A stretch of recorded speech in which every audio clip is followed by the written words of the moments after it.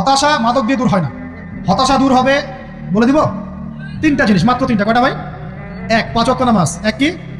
নামাজে আপনি অজু করে সিজদা দেন, ইনশাল্লাহ আপনার মনে প্রশান্তি না আসলে আমাকে এসে বলেন যে আসলে। চোখের পানি, মনের আবেগ যা আছে আপনার ভিতরে, কষ্ট, দুঃখ, যন্ত্রণা, সব আল্লাহকে ঢেলে দিবেন ইনশাল্লাহ। নিজের আবেগ ধরে রাখবেন এখানে, আপনি আল্লাহর জন্য ঢেলে দিবেন। মানুষকে আবেগ দেখা কি না? মানুষ আপনার চোখের পানির মর্ম বুঝবে? মানুষ কি মানুষের চোখের পানির মর্ম বুঝে? আপনার পিতা যদি মারা যায়, আমার কাছে এসে দোয়া চান, কান্নাকাটি করে, আমি দোয়া করতে পারবো, কিন্তু আমি কিন্তু আপনার ফিলিংসটা বুঝতে পারবো না। আপনার অনুভূতি কে বুঝতে পারবেন?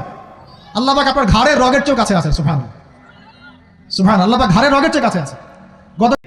এটা শোনেন, এক ব্যক্তি খুব তার শখ যে তিনি সাহাবীদের মতো নামাজ পড়া শিখবেন। কথা বুঝতে পারছেন? সাহাবীদের মতো নামাজ শিখবেন। তো একজন বরেণ্য আলেমের কাছে এসেছেন, এসে বলছেন যে আমাকে সাহাবীদের মতো নামাজ শিখিয়ে দেন।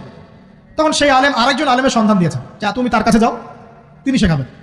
তো সেই ব্যক্তি তো অবাক হয়েছেন, কারণ যাকে প্রশ্ন করেছিলেন তিনি অনেক বড় মুহাদ্দিস, আর যার কাছে পাঠানো হচ্ছে তিনি অত বড় মুহাদ্দিস নন, কিন্তু আবেদ, আমল করেন। তাকে গিয়ে বলছেন উনি আমাকে পাঠিয়েছেন সাহাবীওয়ালা নামাজ শিখিয়ে দেন।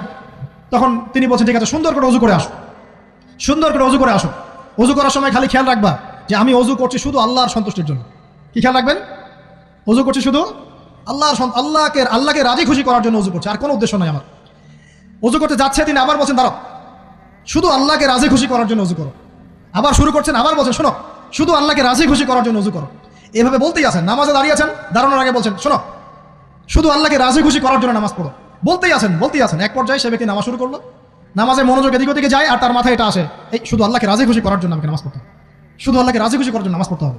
এই চিন্তা তার মনের মধ্যে ঘুরপাক খাচ্ছে। এভাবে নামাজটা সে শেষ করে চিন্তা করছে যে নামাজ তো পুরোপুরি মনোযোগ দিতে পারলাম না, বারবার মাথার মধ্যে এরকম চিন্তা আসছে, আল্লাহ আমাকে তো মাফ করে দাও, নামাজটা আমার মনে হলো না ঠিক মতো।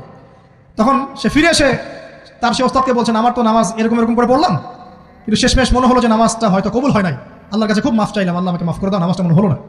তখন সেই যে প্রথম ব্যক্তি যিনি পাঠিয়েছেন তিনি বলছেন এটাই হলো সাহাবীওয়ালা নামাজ। তারা আল্লাহকে রাজি খুশি করার জন্য নামাজ পড়তেন, নামাজ শেষ করে আল্লাহর কাছে ইস্তেগফার করতেন, আল্লাহ কিছুই হলো না, কিছুই হলো। আমার কথা কি বুঝতে পারছেন? অতএব আল্লাহকে রাজি খুশি করার জন্য আপনি আপনার আবেগ, আপনার ইবাদত সব ফেলে দিবেন।